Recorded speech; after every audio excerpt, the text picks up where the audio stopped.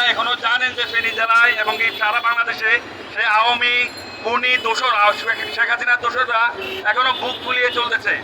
আমরা বলবো অচিরেই এই যারা প্রশাসনের সাথে জড়িত থেকে আমাদের ভাইদের উপর গুলি চালিয়েছেন, অচিরে তাদেরকে চিহ্নিত করে তাদেরকে আইনে আওতায় আনতে হবে এবং শেখ হাসিনাকে বাংলাদেশে ফিরিয়ে এনে সর্বোচ্চ শাস্তি ফাঁসির রায় কার্যকর করতে হবে।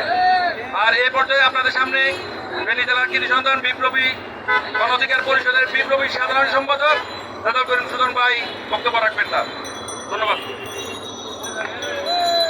বিচার বিচার বিচার চাই, বিচার বিচার বিচার চাই। সংগ্রামী ফেনীবাসী, বাংলাদেশ গণ অধিকার পরিষদ ফেনী জেলার পক্ষ থেকে সংগ্রামী শুভেচ্ছা। আসসালামু আলাইকুম।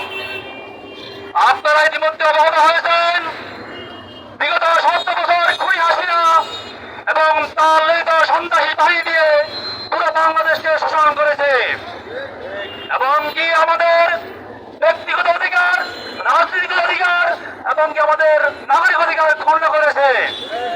জুলাই বিপ্লবে ছাত্র সমাজ এবং কি আম জনতা, বিশেষ করে গণ অধিকার এবং কি জুলাই বিপ্লবের অন্যতম মহানায়ক বিভিন্ন নূরের নেতৃত্বে শেখ হাসিনাকে দেশ থেকে বিতাড়িত করা হয়েছে।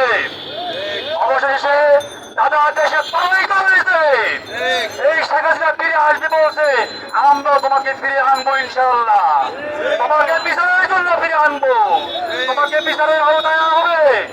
ইতিমধ্যে আমরা দেখতে পাচ্ছি পুরো বাংলাদেশে শুধু আওয়ামী দুঃশাসক নয়, প্রশাসনের লোকরা পর্যন্ত যারা জড়িত ছিল জুলাই বিপ্লবে আমার ছাত্র ভাইদের বুকে গুলি করেছে, তাদেরকে ভিডিও ক্লিপ থেকে ছবি থেকে চিহ্নিত করে তাদেরকে পরিষ্কার করে আইনের আওতায় আনতে হবে। তাহলে ছাত্র সমাজ আমার রাজপথে নামতে বাধ্য হবে।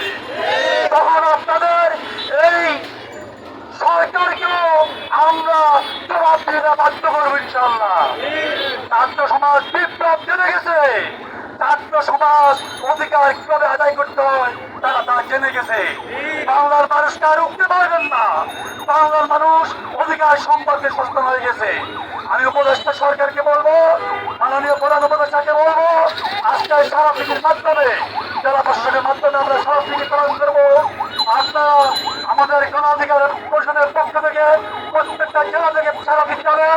অবশ্যই প্রধান উপদেষ্টা মহোদয় আমাদের স্মারকলিপি সুনিশ্চিত দেখবেন এবং কি আমাদের জিল্লুখান ভাই যে পয়েন্টগুলো উল্লেখ করেছেন প্রত্যেকটা পয়েন্ট আপনি আমলে নেবেন, নাহলে ছাত্র সমাজ আবার রাজপথে নামতে বাধ্য হবে।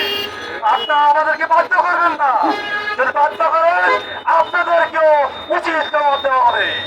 আমরা অপেক্ষা করেছি ৬ মাস, অর্ধ বছর চলে গেছে, আমরা এখনো পর্যন্ত কার্যকরী কোনো পদক্ষেপ লক্ষ্য করতে পারি নাই। আমরা আর বেশি অপেক্ষা করবো না। অতি বিলম্বে নির্বাচনের সুস্থ পরিবেশ তৈরি করে নির্বাচন দিতে হবে। প্রত্যেক দলকে নিরপেক্ষভাবে নির্বাচনে অংশগ্রহণ করার সুযোগ দিতে হবে।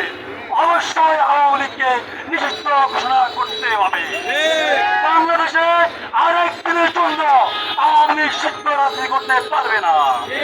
এটা শুধু গণ অধিকার পরিষদের ঘোষণা নয়, এটা কোন মানুষের ঘোষণা, বাংলাদেশের জনগণের ঘোষণা। বাংলাদেশের জনগণ আওয়ামী লীগকে আর দেখতে চায় না। আমরা দেখেছি জুলাই ৩, ৪, ৫ তারিখ টার্গেট, মহিপাল, হোসেন, পুলিশম এবং এই স্বপন বিরোধী সহ কিভাবে আমাদেরকে ওপেন গুলি করেছে। আমার ভাইদেরকে সেই অরবির নিচে ওপেন গুলি করে ১৪ জন ভাইকে শহীদ করা হয়েছে। তাদের রক্ত এখানে রাজপথে রেখে আছে, কিন্তু আমরা দেখতে পাচ্ছি বিশেষ সুবিধাভোগী এখন আওয়ামী দোষরদের সাথে হাত মিলিয়ে নিজের দলকে বাড়ি করার জন্য তাদেরকে নিজের জায়গায় অবস্থান দিচ্ছে। হুঁশিয়ার করে দিচ্ছি, যেখানে আওয়ামী পাবো সেখানে পিটাবো, যেখানে আমি পাবো সেখানে আমরা দাঁড়াবো ইনশাল্লাহ। ধন্যবাদ। আমার ছাত্র অধিকার, গণ অধিকার, যুব অধিকার, শ্রমিক অধিকার, প্রবাসী অধিকার সকল নেতৃবৃন্দকে ধন্যবাদ জানাই।